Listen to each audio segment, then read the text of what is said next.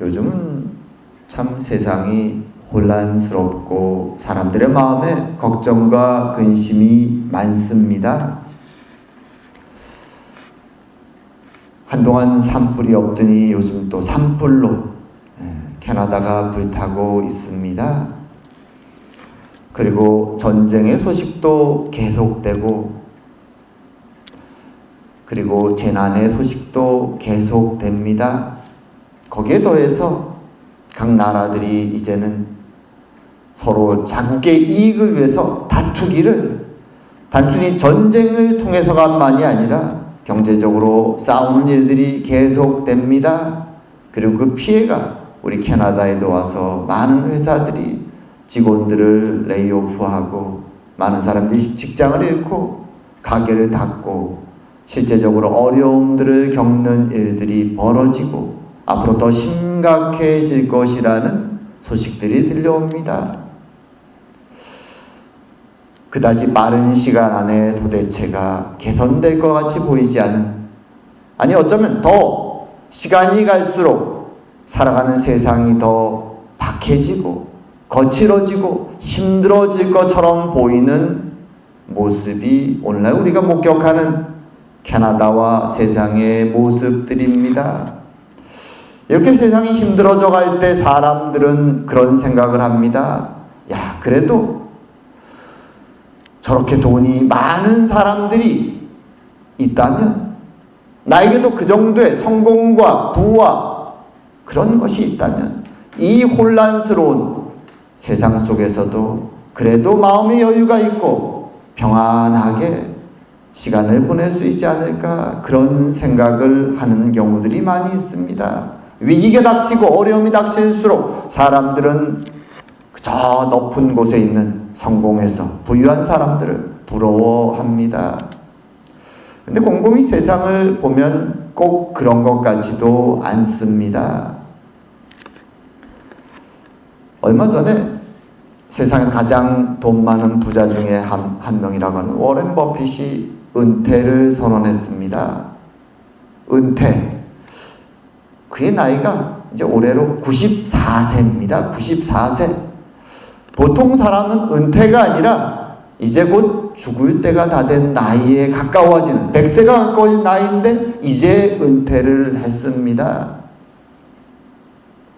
그리고 실제로 워렌 버핏만이 아니라 많은 세상에 보면 최고의 위치, 최고의 부유함에 있는 사람들은 나이가 80, 90이 될 때까지 은퇴를 하지 않고 자신이 짊어지고 있는 책임 또는 권력 또는 그 짐을 계속 지고 있는 경우들이 꽤 많이 있습니다.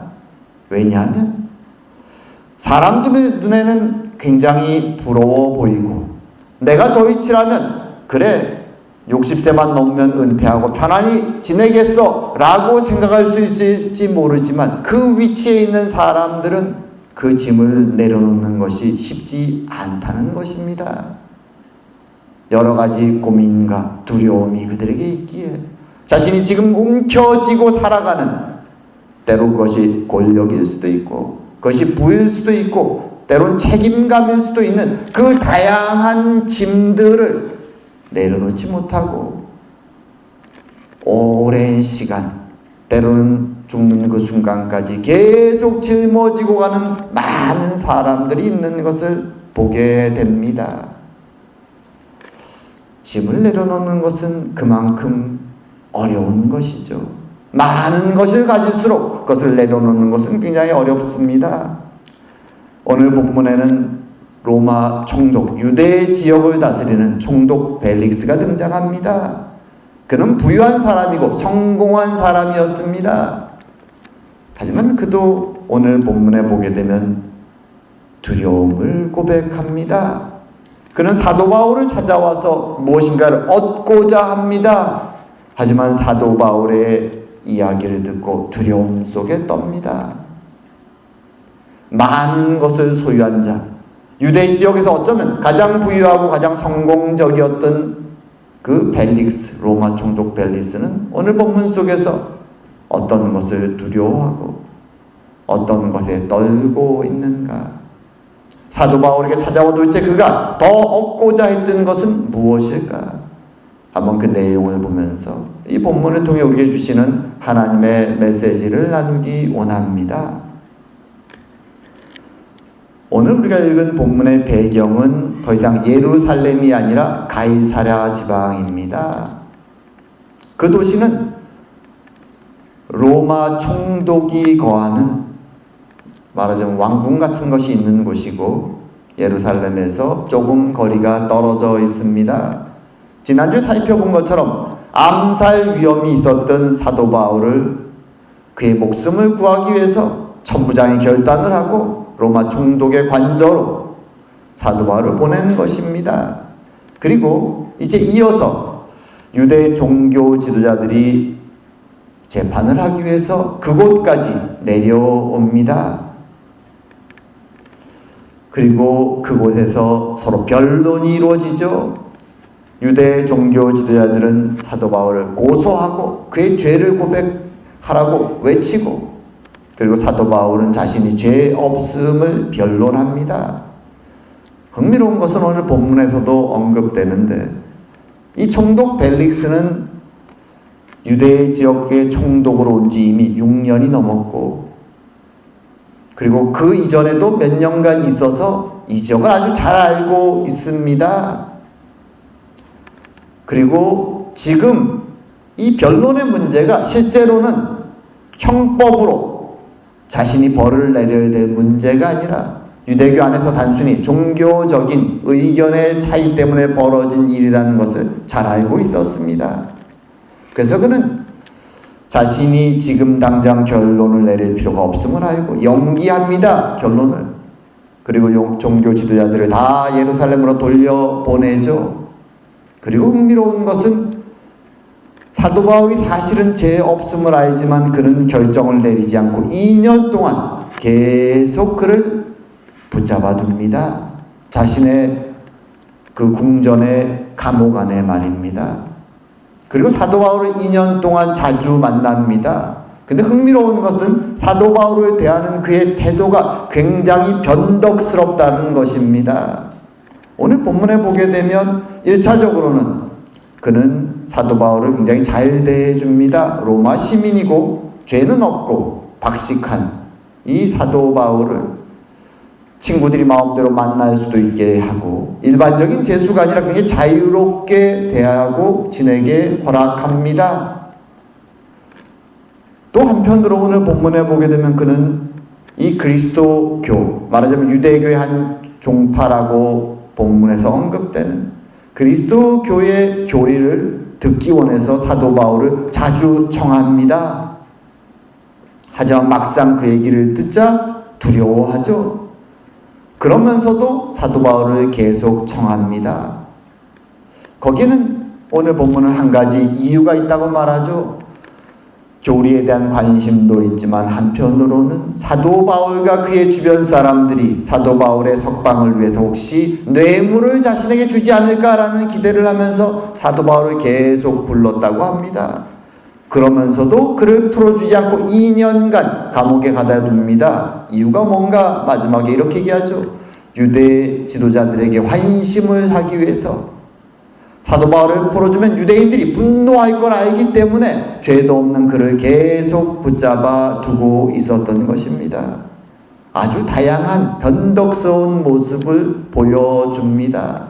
도대체 그는 어떤 사람일까요? 왜 그는 이렇게 예수의 가르침에 관심도 가졌다가 돈도 요구했다가 그러면서 또 풀어주지도 않고 2년간을 사도 바울을 묶어두는 이 이상한 모습들을 계속 보이는 것일까요? 여기는 그에 대한 좀 배경을 아는 것이 필요합니다.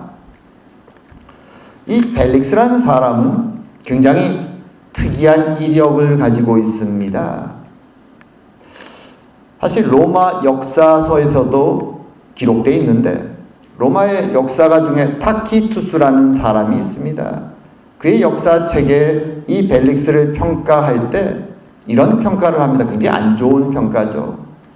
벨릭스는 모든 면에서 아주 잔인하고 탐욕스러운 인물이었다. 그리고 그는 노예의 심장을 가졌고 그리고 왕의 파워를 휘둘렀다. 이렇게 평가를 합니다. 이게 무슨 말일까요? 실제로 벨릭스는 노예 출신입니다. 물론 그의 조상의 가문은 노예가 아니지만 로마의 전쟁을 통해서 자신의 지역에서는 귀족이었고 왕족이었지만 지금은 노예로 어린 시절을 보냅니다. 그러다가 자유인이 되어서 승승장구해서 유대 총독까지 된 아주 입지전적인 인물입니다. 하지만 동시에 그는 유대 총독으로 있는 8년 동안 굉장히 잔인하게 유대인들을 학대합니다. 약간의 소요와 반란이 일어나면 잔인하게 그들을 죽입니다. 그래서 그의 악명이 아주 자자합니다. 거기에 더해서 그는 세금을 포탈하고 또 뇌물을 받는 일을 아주 서슴지 않습니다. 탐욕스럽죠. 그리고 오늘 본문에 등장하는 그의 아내 유대 여자 두루실라, 이 여자는 사실 3번째 결혼한 부인입니다. 이미 결혼을 3번이나 했습니다. 자신의 필요에 따라 성공을 위해서 각 지역의 왕족 출신의 여자들과 결혼을 하죠. 또 이익이 떨어지면 이혼하고 다시 결혼하고 이혼합니다. 특별히 오늘 이 본문에 등장하는 3번째 부인 두루실라는 헤롯 가문의 여자입니다. 그리고 굉장히 미인이었다고 합니다. 10대 어린 나이에 이미 한번 정혼했다가 파혼한 적도 있고 그리고 14, 15살 정도에 결혼을 합니다. 그리고 20살이 되기 전 어린 나이에 오늘 본문의 이 벨릭스가 그녀를 유혹해서 이혼시킵니다. 그리고 나서 벨릭스와 다시 결혼을 한 것이죠. 20살이 되기 전에 벌써 그런 일들을 여러 번 겪은 여자인 것이죠. 자, 이런 벨릭스와 오늘 본문의 두루실라가 이제 본문에서 흥미롭게도 굉장히 탐욕스러운 인물들인데 이들이 예수의 복음을 듣기 원해서 사도 바울을 청합니다. 그런데 흥미로운 것은 막상 청해서 얘기를 듣고 나자 그의 반응이 두려움이었습니다. 그래서 사도 바울을 다시 돌려보냅니다. 그는 왜 도대체 사도 바울에게 복음을 듣기 원했고 또 듣고 나서는 다시 두려움을 느껴서 그를 황급히 돌려보낸 것일까요? 사실 벨릭스는 인간적으로 보면 성공한 인물이죠. 많은 것을 소유한 자입니다. 탐욕스러운 사람입니다. 하지만 로마 종교에는 이 기독교와 가르침에서 큰 차이가 있죠. 바울이 외치는 그리스도 종교의 가장 중심되는 사상은 예수 그리스도께서는 죽으셨다 부활하셔서 그가 메시아임을 증명하셨다라는 것이고 그분을 믿고 살아가는 사람들은 죽어도 마지막 날 부활하여 하나님 나라의 백성이 된다라는 가르침입니다. 이 부활의 가르침이 이 벨릭스에게 굉장히 흥미롭게 다가옵니다. 왜냐하면 로마의 그 다종교들 안에는 이런 가르침이 존재하지 않기 때문이죠. 아마도 그는 오랜 세월 유다 지방에 있으면서 그리고 유다 가문 출신의 아내를 데리고 있으면서 이 유대교와 기독교의 가르침에 대해서 굉장히 흥미를 가졌던 것 같습니다. 그래서 이 생에서의 성공뿐만 아니라 내세에서의 죽음 이후의 세상에서의 부활과 성공에 대해서도 아마 관심을 가지고 사도 바울을 불러서 그 가르침을 듣기 원했던 것 같습니다. 하지만 막상 사도 바울이 그에게 복음을 선포하자 그 내용을 더 깊이 알자 그는 두려움을 느낍니다. 사도 바울이 도대체 어떤 메시지를 그에게 전했을까요? 오늘 본문에는 딱 3단어를 사용하면서 축약해서 그 복음의 핵심을 전합니다. 이렇게 언급하죠. 사도 바울이 의와 절제와 장차 오는 심판을 강론했다. 이게 무엇입니까? 의가 무엇입니까? 의. 성경에서 말한 의롭다, 의라는 것은, 의로움이라는 것은 하나님의 율법에 따라 하나님 보시기에 바로 살아가는 모습을 의미합니다. 하지만 타락한 인간은 결코 하나님의 말씀에 합하게 살 수 없기에 그들은 다 성경은 불의하다라고 말하죠. 하지만 오직 의로우신 어린 양 대신 그리스도의 십자가의 죽으심을 믿을 때 우리는 다시 하나님 앞에서 의로워질 수 있다라는 것이 성경의 의로움에 대한 가르침입니다. 이 말을 한다는 것은 벨릭스와 드루실라에게 너희들의 지금 상태는 불의한 죄인이다 라는 것을 지적했다는 것입니다. 오직 그리스도의 십자가를 통해서만 의로워질 수 있다. 그리고 이어서 의로워진 후에 인생에 표현되는 한 단어가 절제죠. 절제. 구원받은 자, 의로워진 자들의 삶에 성경이 강조하는 여러 덕목이 있는데 그 중에 가장 중요한 것 중에 하나가 절제입니다. 절제의 삶을 살아야 된다. 사실 구원받은 자들에게 말하는 성령의 9가지 열매에도 절제가 등장하죠. 9가지 열매가 이렇습니다. 사랑과 희락과 화평과 오래 참음과 자비와 양성과 충성과 온유와 절제. 베드로 사도도 성도가 나가야 될 덕목들에 대해서 이렇게 언급합니다. 너희 믿음의 덕을, 덕의 지식을, 지식의 절제를, 절제의 인내를, 인내의 경건을, 경건의 형제 우애를, 형제 우애의 사랑을 더하라. 크리스찬이 구원받고 의롭게 된 크리스찬들이 힘써야 될 아름다운 덕목들을 언급하는데 거기에 항상 절제가 들어갑니다. 왜냐하면 우리는 의로워졌지만 여전히 연약한 육신을 지니고 우리를 유혹하는 타락된 세상에 살아가기 때문에 우리에게 절제가 필요합니다. 나의 육신의 유혹을 이겨내고 세상의 유혹을 이겨내면서 하나님의 거룩이 무엇인지를 세상에 드러내야 되기 때문에 우리에게는 절제가 필수적입니다. 특별히 오늘 본문에서 사도 바울이 이 벨릭스와 드루실라에게 여러 덕목이, 물론 이 덕목들은 다 연결된 것이죠. 서로 분리되지 않습니다. 그 중에서도 이 절제라는 단어를 딱 꺼내서 그들에게 보여주는 데는 이유가 있죠. 드루실라와 벨릭스는 절제 없는 탐욕의 삶을 살아가고 있기에 많은 덕목 중에서도 하나님의 백성, 구원받은 백성의 모습은 절제다 라고 딱 지적을 한 것이죠. 그리고 이어서 말하죠. 절제된 의로운 백성이 살아갈 때 그들 앞에는 이제 심판이 있다. 만약 절제되지 못한 삶을 살아간다면 그들에게는 지옥의 심판이 내려지는 것이요. 절제와 함께 사랑의 삶을 살아가는 하나님의 백성에게는 낙원이 기다리고 있음을 선포하는 것입니다. 이 이야기를 듣고 오늘 본문에서 벨릭스는 두려움에 떨게 됩니다. 두려워합니다. 왜 두려워할까요? 사실 우리가 하나님의 말씀, 오늘 의와 절제와 심판으로 정리되는 이 하나님의 복음의 말씀을 들었을 때 우리 마음에 두려움이 찾아오는 것은 사실 좋은 일입니다. 왜냐하면 우리 안에 있는 잠들어 있는 양심이 죄 때문에 깨어나지 못하고 있던 양심이 깨어났음을 의미하기 때문이죠. 반응이죠. 하나님의 복음을 듣고 양심이 반응을 하는 것입니다. 아, 하나님의 말씀이 이렇게 말씀하는구나. 내가 이 말씀을 따르지 않을 때 그 앞에는 심판이 기다리고 있구나. 두렵다라고 생각하는 것은 내 무뎌진 양심이 깨어나는 것이기 때문에 좋은 일입니다. 하지만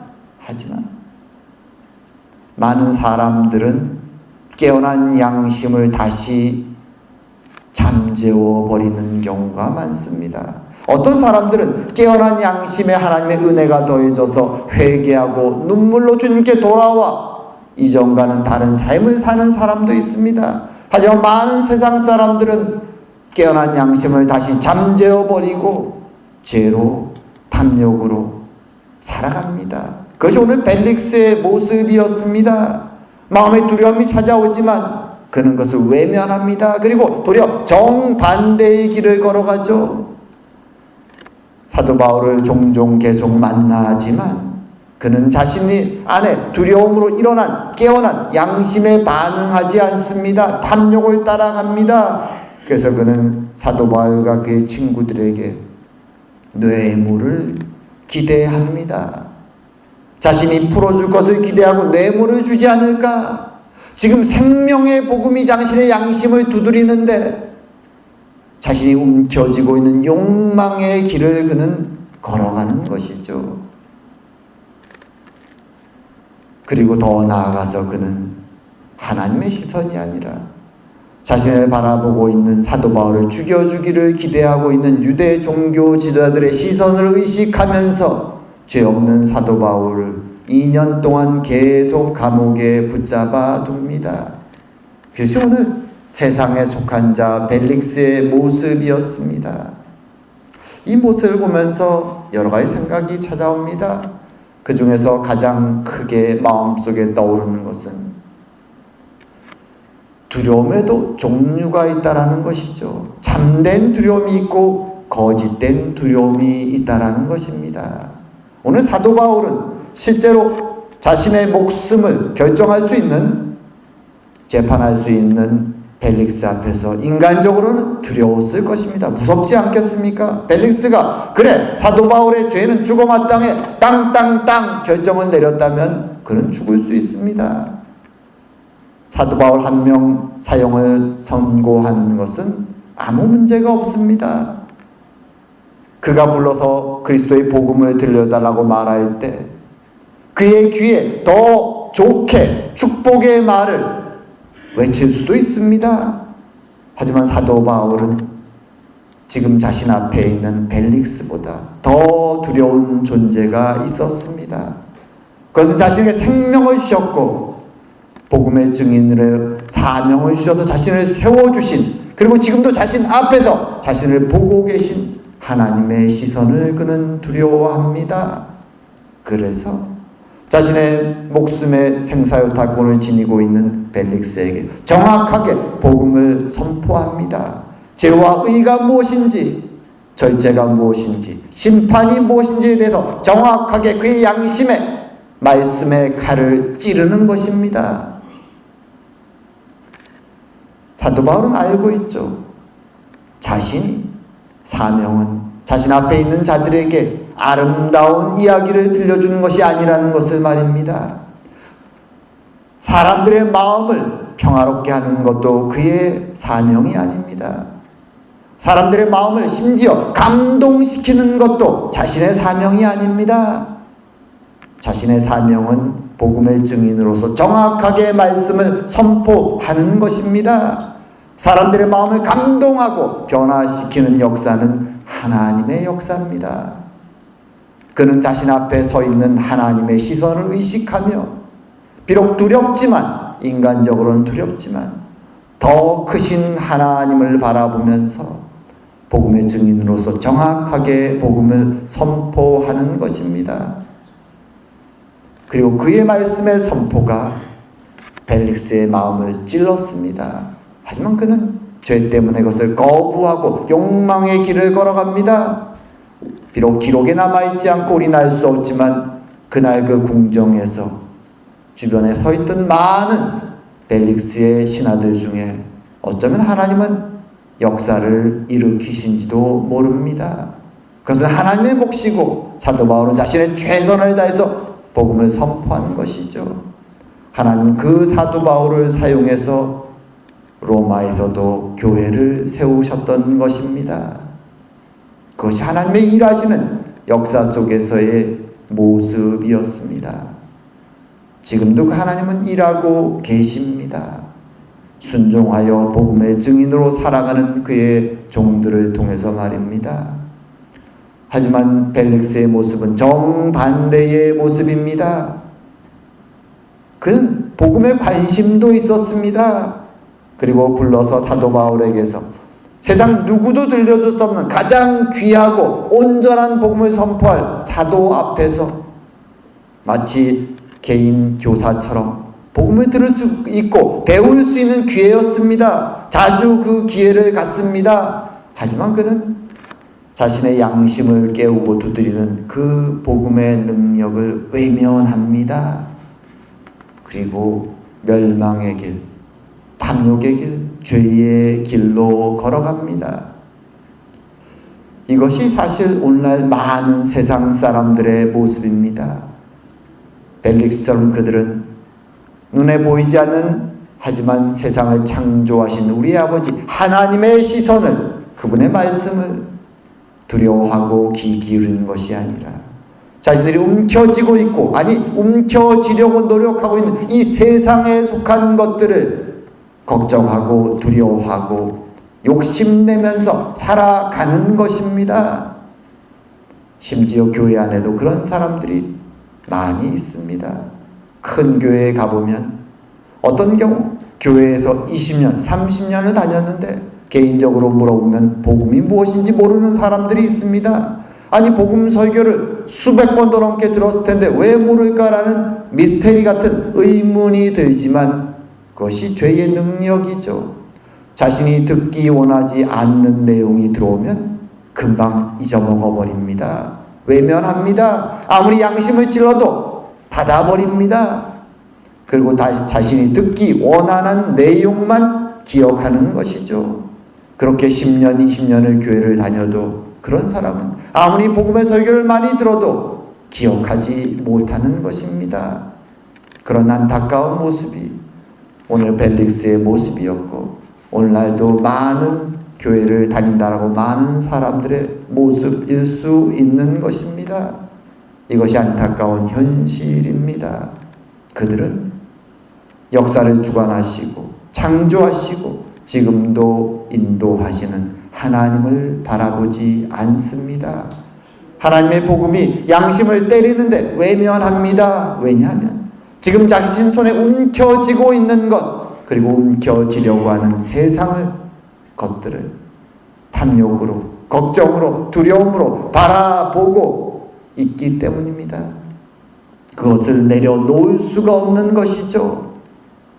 그것에 올인하고 살아가기에 몸은 교회를 왔다가도, 아니면 길거리에서 많은 전도자들이 외치는 복음을 들어도 그것을 마음속으로 받아들이지 않는 것입니다. 그것이 안타까운 모습입니다. 하지만 우리들은 하나님의 구원의 은혜로 이 자리에 있는 것입니다. 그분이 우리의 마음속에 복음을 받아들일 수 있도록, 믿을 수 있도록 우리의 마음을 열어주셨고, 그리고 이제 경건으로 살아가게 하시며 더 나아가서 주님께서 마지막 날 있을 심판을 두려움이 아니라 소망으로 바라보며 살아가게 하십니다. 물론 세상의 유혹은 날마다 우리를 흔듭니다.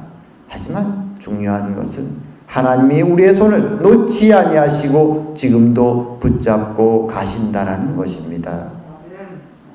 이제 말씀을 맺을까 합니다. 오늘 사도 바울은 로마 총독 벨릭스 앞에 두려움으로 섭니다. 하지만 그는 그 두려움 때문에 벨릭스의 귀에 아름다운 소리를 들려주는 것이 아니라 복음의 증인으로서 하나님을 바라보며 담대하게 복음을 선포합니다. 하지만 벨릭스는 그 말씀을, 자신의 양심을 찌르고 두렵게 하는 그 말씀을 들었지만 그것을 외면하고 탐욕의 길, 멸망의 길을 걸어갑니다. 그래서 2년 뒤 그가 로마의 총독으로, 유대 총독으로서의 임기가 다 끝났을 때, 돌아갔을 때 자신이 한 범죄 때문에 고소를 당하고, 그리고 이제 관직에서 물러나 폼페이 지역에 살게 됩니다. 그리고 그로부터 10여 년 뒤 폼페이에 무슨 일이 벌어졌습니까? AD 79년에 화산이 폭발해서 그의 온 가족이 그곳에서 함께 죽었습니다. 그것이 세상의 모습이죠. 한치 앞을 알지 못하고 탐욕을 향하여 멸망을 향해 달려갑니다. 하지만 그들 앞에는 하나님의 심판이 기다리고 있는 것입니다. 우리는 오늘도 이 본문을 통해 사도 바울처럼 비록 세상의 유혹이 우리를 흔들고 두려움이 크지만 흔들림 없이 우리를 인도하시는 하나님의 은혜를 붙잡고 날마다 주님과 함께 걸어가는 그 축복된 삶을 살아가는 저와 여러분 되기를 주의 이름으로 축원드립니다. 기도드리겠습니다. 사랑과 은혜의 하나님 아버지, 우리를 사랑하시고 주의 은혜로 구원으로 인도하시니 감사드립니다. 참으로 세상을 살아가는데 두려움이 많고 어려움이 많사오나 세상을 향한 거짓된 욕망과 두려움에 넘어지지 않게 하여 주시고 우리 앞에 계신 참된 아버지 하나님을 두려워하고 경외하며 사랑하며 이 길을 걸어가는 저희가 되게 하여 주시옵소서. 참된 의로움으로 절제로 소망으로 주의 날을 바라보며 주님과 동행하고 살아가는 저희 모두가 될 수 있도록 주님 축복하여 주시옵소서. 감사드리오며 모든 말씀 예수님 이름으로 기도드립니다. 아멘.